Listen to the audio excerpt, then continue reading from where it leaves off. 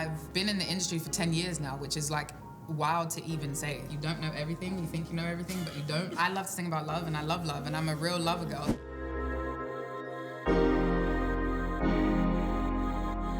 What's poppin'? It's your girl Mami Tiff here with Complex News, and today I am here with Grammy Award-winning singer and songwriter, and who just dropped her third album, Do You Still Love Me? Everybody welcome Ella Mai! Thank you for having me. How are you today? I'm good. How are you? I'm cold, but yes, very cold. You're very brave, but you look gorgeous and beautiful. Thank you. Welcome back to New York. Do you consider New York like a second home for you? Yeah, it's definitely, it might be like a third home now. Okay. LA might have taken the second home part, but New York is definitely still up there. It still feels like home, yeah. Yes. Nevertheless, welcome back. Thank you.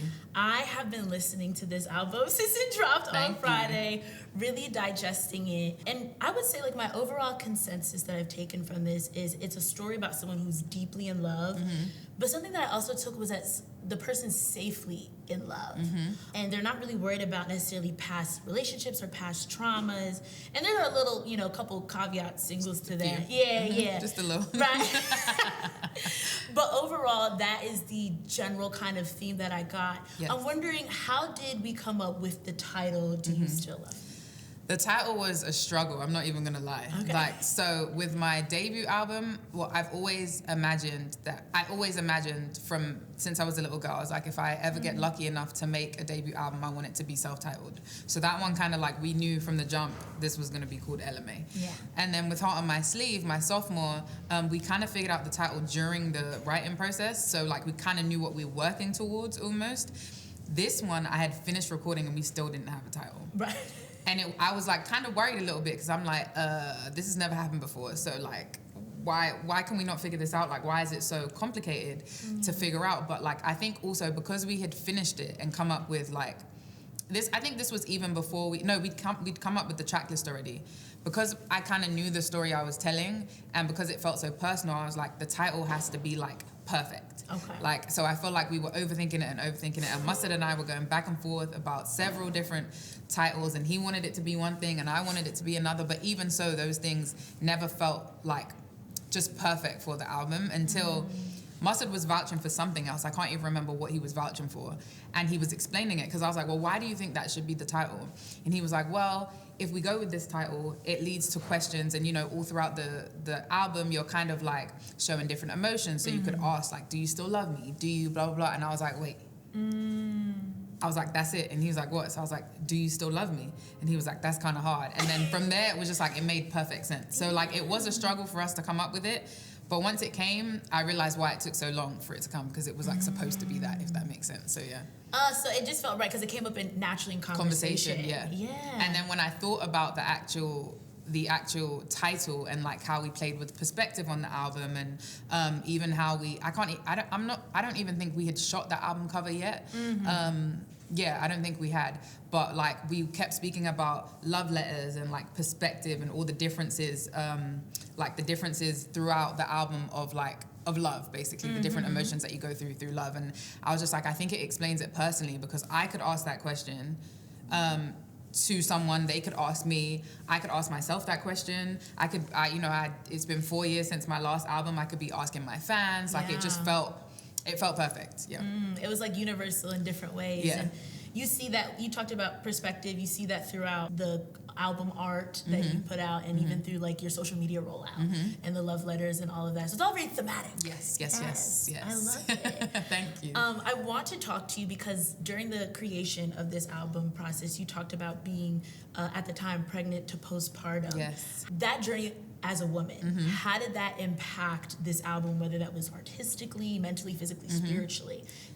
I think it changed a lot. Like, it was weird because at the time when I was recording and when I was pregnant, I don't think I realized exactly what it was doing for my recording process. But like now looking back in hindsight, I think it was honestly perfect to record while I was pregnant. And I had recorded some before I got pregnant also, but I really wanted my pregnancy to be like super calm and super like, that's a very vulnerable time in a woman's life, but also just like, it felt very sacred, and I felt like very like, okay, I'm about to become this new woman, I'm about to become a mom, and like I really only wanted people around me that like I really trusted and like felt comfortable with. So we were very intentional with like who was around, and even just like what I was saying and what I wanted to put out like while I was pregnant. I felt like that was really important. So, and then after I had my son, recording postpartum was just like, I have to be really intentional with my time, because I now have something else that is also a priority.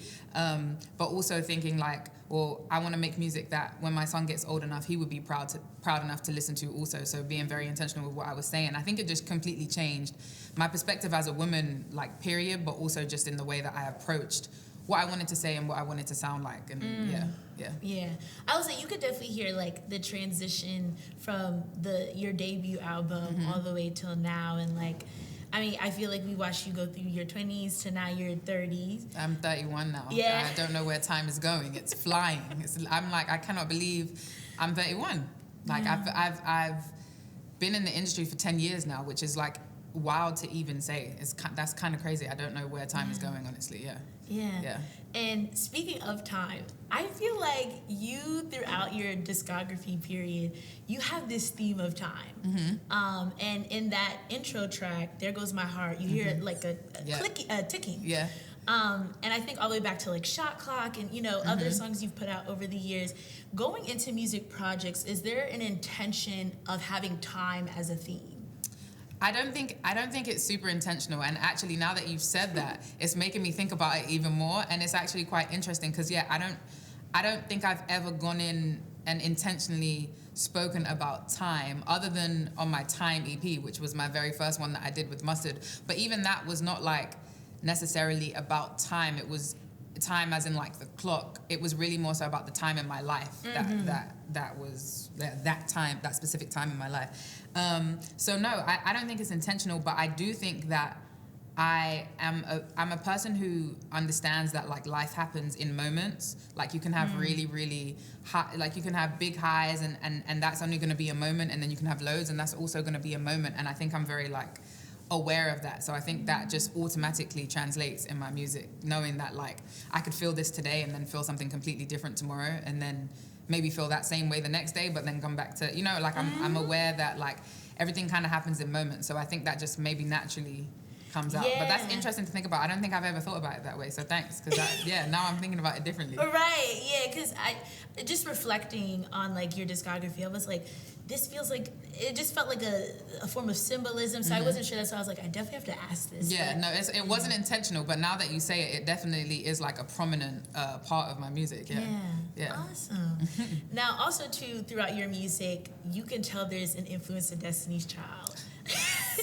And particularly on this album, the single that made on the album, Little Things, to me, when I heard that, it gave Cater to You. That's what I saw a lot of that, and I wouldn't, like, Cater to You is such a classic that I would never, like, I never want to be like, yeah, that's today's Cater to You, but I saw so many people saying that, and it's amazing that translated, because that was like our intention. I, like, not necessarily to remake Cater to You or to make another Cater to You, but I remember being in the studio and being like, you know, like, I love to sing about love, and I really want to make a song that's just like appreciative of your partner, as opposed to like tearing your partner down or saying like, I do this and I do that. Like, I really want it to be like, you know, I really like appreciate you. So we had Cater to You in mind. We actually listened to Cater to You before we started the process. So the fact that people felt that way and you felt that way means we did our job correctly. You did. So I'm happy about that. Yeah. And then also Tell Her, it's just straight up say my name, say my name. Yes. I mean, there's truly impact there. Can you speak to how Destiny's Child has impacted your artistry? Yeah, I mean, to be honest, I can't like think of a moment of my musical memory that they weren't a part of. Like, I think that growing up and seeing three black women, three black women, but really more so when I think about the time, like my memory of it, the three black women, like just super powerful, like beautiful, did what they wanted, like it just, and they sung real emotional songs, but also had like powerful songs. And it was just like really impactful, I think, as a little black girl growing up and being able to see that, but also just like then seeing where they went after that, Beyonce being Beyonce, Kelly being Kelly, Michelle being Michelle, like I think it really was just like really inspiring to see and then to even listen to. And when I was recording this album, all I listened to, I swear to you, is Destiny's Fulfilled. Like, I listened to that album so much, everybody around me probably was sick of it because that's all I was listening to. And I think that Destiny's Fulfilled, in the same way that Do You Still Love Me does, like, takes you on a journey through the different emotions in love. And I don't know if I was like cognizant that was happening at the time. And maybe it just like, because I was listening to it so much, it inspired me to kind of create that same journey, taking you through love and through different lenses. But yeah, I had that on repeat, and it just kind of shaped my album that way. But I love them. I think that they were incredible and just really, really, really inspiring. Yeah.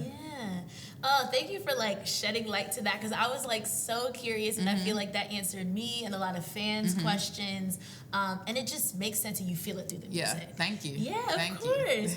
Now, also too, with your son being here now, have you played the album for him? I have played it for him, but he's not old enough to like really.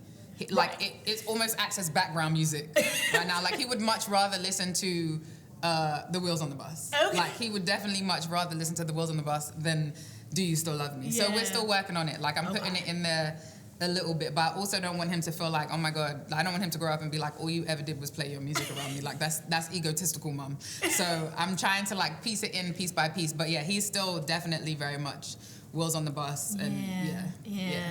And I'm sure he's not going to think of that later on. If anything, you know, I think him being your stomach and everything, I feel like there's a connection there. Yeah, and I mean, there will, as I said, I was recording while I was pregnant, so hopefully there's like just a natural instinct that is attached to this album. Yeah. That's amazing. And outside of this album, in regards to like the music industry, we just recently had the Grammys. Yes. And I know a good friend of yours, Kehlani, won her very first Grammys. Her very first two. Yeah, come on. Two. Period. Have you reached out to her and like talked to her about it? How did that conversation go? Yeah, I spoke to her, and I don't like to do too much in situations like that because I know her DMs and her phone was probably blowing up crazy, and I never want to just be like saying the same thing that everybody else is saying, but like I couldn't not say congratulations. Like I think she's worked so hard for so long. I my very first tour I went on was the Sweet Sexy Savage tour. She took me on tour with her. And if I'm not mistaken, I think she said her first Grammy nomination was like 10 years ago. Okay. So to work so consistently and be recognized but not have been able to win, and then have a smash hit like Folded. Yes. And just both nominations, she had both wins, and she's an incredible artist, and she's always stayed very true to herself. Yes. She's always I feel like she's always put a lot of like different R&B artists on. Like she didn't have to take me on tour, and I was very new. I was like that was my very first tour. I was a newcomer, and she's always been so sweet to me. So I think also it's a win for R&B too. Period. Like I always say it, but like if Kehlani wins, then I win. You know, like if Leon wins, then it's a win for our whole genre, and kind of putting R&B back in the place that it's supposed to be in, because so many people have thought it was dead for so long. Yeah. So really happy for her. And I kept it really simple. I said congratulations. Like I don't want to take up too much of your time, because I know everybody's probably hitting you up. Like it's been a really, really big few weeks for her. But I just said congrats. She's super deserving, and she said thank you. I love how you also framed it as like it's a win for us. Mm-hmm. Like I think that speaks power to like the impact, and like you said, like her journey. She's been in the industry for a very long time. Mm-hmm. And you bringing up Folded, did you ever consider like wanting to jump on one of the Folded remixes? Funnily enough, I didn't. Okay. I just loved the song so much. I remember when it first dropped, I was like, "Ooh, this is like different to the stuff that she'd been putting out previously." Yeah. But like kind of the same as the stuff that if you listen to like Cloud 19, her very first mixtape, it's like similar to that stuff. And I was like, oh, this feels like old Kehlani, but it feels new, and it felt current. And I just really appreciated the song for what it was. And then to see especially like all of the legends that jumped on that with her, it's like, a beautiful moment again for R&B, but especially for her because she's been working so hard for so long. So yeah, I'm very proud of her. I'm very, very happy for her. Shout out to Kehlani. Yeah, shout out Kehlani. And then outside of your friendship with Kehlani, I want to know, because we've seen some Black British women, specifically artists, really start to get their things. You know, Olivia Dean or Flo. Have you ever considered, or you know, even want to do something in the future with collaborating specifically with like Black British women artists? Absolutely. I think that I love to collab, and a few years ago, myself and Mahalia, who is another Black British woman, did What You Did, and that was like super fun to do, and we shot the video in England, and it all felt very like, London, London, London. But the scene right now is so amazing in London, especially the R&B scene. Like, it's really, I feel like people are really starting to pay attention again. And Olivia Dean, Best New Artist, like, I'm very, very happy for her. She deserves it. I think just all around, again, like I was saying to you before, it's a win for all of us when these things happen. Flo are incredible. Like, I'm really, really happy that they're getting the recognition, because girl groups are also like not really that much of a thing anymore. So to have, you know, 3 Black British girls is incredible. And they're in, like, I don't know if you've seen, have you ever seen their live show? No, I haven't seen their live show. You should see it. Yes. Okay. Yes. Okay. Very, very impressive. Okay. So yeah, I'm just happy for everyone. I think that we're in a great place, and the more that we all do as individuals, it helps us all as a, you know, as a collective. So I would love to do more collaborating with English people, with American people, with anyone. Like, I'm not even like stuck to a region, you know what I mean? I think at the end of the day, if it feels good and the music sounds good, then let's do it. No, I would just love to see that moment. I agree. And I think that the more that we get the recognition also, and people come stateside or vice versa, it will definitely happen more. I think so. 100%. Outside of the Grammys, we just had the Super Bowl. And I know you talked about you were looking forward to Bad Bunny's performance. How do you think he did? What did you take away? I was just so enamored by like the representation, and like he really went on the stage and was like, this is me, this is my culture. And amid all the controversy, it felt like very unapologetic, but and that's exactly how it should have been, because that is him and that is his culture. And I think that he killed it. Like the production itself, the grass, like the sugar cane field, the little bodega. I think there was somebody, what were they playing, dominoes? Like it was just very, very well thought out, and and then it was also like a party at the same time. So I think he did incredible. I don't think he could have done any better, honestly. I think it was great. Now I had to get your perspective on that. And is it a goal for you to ever headline a Super Bowl? Is that something in the future that you would like to do? I guess I wouldn't say no. Like, it would. I think I would be but I think I have some years before I get, like, you know, I think I need to like really like feel ready for that. I feel like there would be, where I'm trying to get to would be a more prepared version of myself, which is when I would want to do something like that, if that makes sense.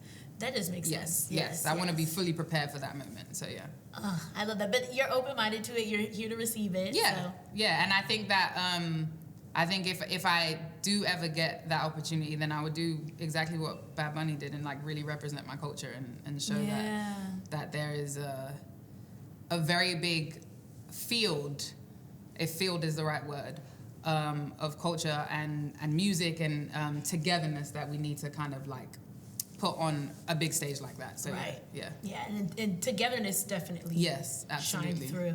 Now looking at just a very outer perspective or general perspective right now of the music industry, we're seeing the rise of AI, and I've noticed a trend that there are AI artists popping up who specifically are portraying Black women, but Black women within the R&B space. As an R&B singer, how does this make you feel? Does it concern you in any way? I feel like it's probably not the right word to describe it. It's probably not even the right word. It's probably not the best way to describe how I feel about it, but I feel really weird about AI artists, if that makes sense. Like, because I'm still trying to form a full opinion of how I really feel about it, but I feel like I'm still like not educated enough about it to like really know exactly how I feel about it, but I do know that I feel weird about it. And I do know that it's definitely, like, I'm trying to figure out what the disadvantage is to someone like me or someone like a new artist, and like what, if there is an advantage, what that is also. And I kind of toe the line between the fact that, like, I know when computers first came around, or like when the internet first came around, everyone was like really concerned about that, and then it kind of just like found its place in society, I guess you can say, right? And I feel like what a computer can do can never replicate, in my personal opinion, like the emotion and the storytelling of what a human being who actually experiences it can do.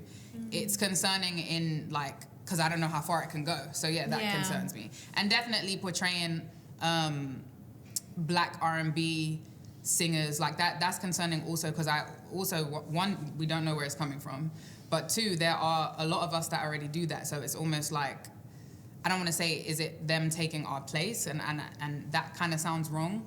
But this is what I mean, and like I'm trying to really figure out how I feel about it. But I do feel weird about it. It's definitely something that's different, and I'm not sure if that's like, if there's any pro to it. There's definitely a lot of con to it, but yeah, I'm still trying to fully understand what's going on. No, and that's real. I mean, I think we're just starting to see the beginnings of it, and whatnot. And I definitely think when there's anything, there's pros and cons, but society will always adjust and find a way to either embrace it or not embrace it. So yeah, I just wanted to get your perspective on it, because I was just like, I feel like we're seeing specifically a lot of Black women R&B artists. I will say I have noticed that too, and it's definitely raised like a question in my mind, like, okay, why over here? Like, and it's not even to be like, just why us. I just feel like if it's going to be done over here, then it needs to be done everywhere, if that's the case. Or it can be done nowhere, which I think is a lot of people's preference, and I think I'm leaning more towards that side also. But again, like I said, I guess we kind of have to see where it finds its place, if it finds its place. And I'm not sure that it even will for the long run, to be honest, but we'll see. Now, going back to the album, what are you hoping fans will take away as like a general lesson? That I don't like to answer this question, because I don't like to put, no, I'll answer it, but I say that to say, like, I like for people to listen to my music in the way that like resonates with them. So I feel like if I tell you exactly what I want you to get from it, and then you go and listen to that with that in mind, with that in mind, then I'm kind of changing your perception almost. Gotcha. So I like for people to, when I answer that question, I really just say, like, I want someone to take away whatever it is that they needed to take away from the album, and whatever, like, you know, my experience on a song, or like what a song is about for me, could be a similar experience for you, but a completely different situation. So I say that to say, I want anyone to take away whatever it is that they want to take away from it, but also I want them to take away that, like, real love is still a thing. Like, I feel like in today's society, and especially in music, in today's society, there's a lot of just like, you know, and I get it. I completely get it. Like, because those are real life experiences also. But I love to sing about love, and I love love, and I'm a real lover girl. So I just really wanted to put that into the music, and for the people that feel like it doesn't exist, or for the people who are hopeless romantics, or like, you know, just people that are looking for that, I hope that they get exactly that from this album, if that makes sense. And I think we're starting to see that. It's coming back. It's coming back. It's definitely coming back. It was gone for a while. It was definitely gone for a while. And I kind of have these conversations with my coworkers all the time. I was like, but I feel like R&B did need that, because especially as women, like, we need to be very real about our experiences and love, and especially as Black women, like, there's a lot that we go through. But I do see the shift of like lover girl music and whatnot. And I will say, you saying, you know, you want people to receive it how they receive it, that goes back to your whole perspective, you know, thing of it all. So that definitely resonates through. Now I have to ask, do you think you're gonna be, you know, maybe doing a tour of this album? I mean, every time I put out an album, it would be a disservice to myself to not be able to go and experience that energy with these songs, especially this album, because it's like, so it feels so personal to me, and like I said, I love love, so I want to feel that energy. Like the thought of that energy in a venue is like a dream come true for me. So like, absolutely, yes. And if I could just put in my little vote, I think you should definitely open up with "There Goes My Heart." Oh, really? Yeah. I haven't even thought like. Funnily enough, I feel like both my tours for my sophomore and my debut, I did the album exactly in order. Okay. So that's not a bad shout. And "There Goes My Heart" is one of my favorites. So yeah. I think that's currently my favorite. Yeah. It'll probably change. As but the way that it opens up, it feels like I feel like it's a spotlight, and then as you sing, it grows, and you come to see the stage. There's so many beautiful instruments in it. Like I think it would be incredible. I'll keep that in mind. Thank you. You're welcome. You're welcome. Now, you've kind of mentioned this earlier in the interview about you being in this industry now, publicly or professionally, for a decade. What would today's Ella Mai say to Ella Mai 10 years ago? You know, what advice would you give her? You know, would you go back and change anything that you would want to do differently, or? I wouldn't change anything. Okay. And I say that just because I think that if I change something, then it would change my whole journey. Because I think that everything happens for a reason. So like if I went back and was like, oh, I would need to change this, then I feel like everything after that would then be changed. And I think that I've learned some really, really, really great lessons along my journey. So yeah, I think I will keep everything the same. I think I've done a pretty good job in like, you know, just like staying true to myself, making the music that I want to make, building a really loyal and amazing fan base that really support me, and I'm always appreciative of that because I know I take long breaks, so like every time I come back I'm like, I don't know if they still care, but luckily enough they do. So I wouldn't change anything, but I definitely would say to my 21-year-old self, it being 10 years and I'm 31 now, they're kind of like conflicting pieces of advice, because I would definitely tell her like, you don't know everything, you think you know everything but you don't. But I would also tell her, but still stand strong in your opinions and make sure you advocate for yourself, and I'm all for taking advice, absolutely. Like I'm very aware that I don't know everything, and we all don't know everything, but I do think that if you feel strongly about something, especially for yourself, and you have a vision for yourself, then I think that you should stick with that. And that's not to say don't take outside opinions here and there. But you kind of have to take it like, you have to know who you're taking advice from, for one, because that's very important. And like where to allow the advice and where to be like, you know, that might not be for me. It's a good piece of advice, but it might not be for me. So yeah, I would tell her like, you definitely don't know it all, but stay strong in your opinion. And that those are very conflicting things, but I think just especially in the industry itself, you get tested a lot, and a lot of people will try and tell you how to do what they've never done before. So I think it's very important that you stay headstrong, and as a woman too, and as a black woman. But also know when to take advice. So prior to this album coming out, did you have any other artists look at it or listen to it? No. Okay. Yeah, it was really, especially because like I said, I was pregnant and postpartum. This was a time in my life where I was like around the least people possible, because I really wanted it to stay in-house. So I really only played it for whoever I worked on it with. Mustard. And the 3 songwriters that are like my favorite in the world and that are like really close to me, for them, and then just like my label and my friends, but no, other than that I didn't. You trusted yourself. I know that's right. I will say I've always been a very confident person, and I've always trusted myself, even though like, you know, some days that comes and goes, but with this one I don't think I've ever trusted myself as much as I trusted myself with this one. But I also feel like I'm 31 now. Like I feel like for women, once you hit the 30 threshold, there's like something clicks. I'm also a mum now, so like the things that are important in your life completely change. So I just feel super confident, and I knew I did my best. So that's all I can really do. So Beautiful. It's so well said. Thank you. Well, thank you so much for joining us here today at Convergence. Thank you for having me. News. Thank you for having me. Everybody, Ella Mai, go check out Do You Still Love Me? Go listen.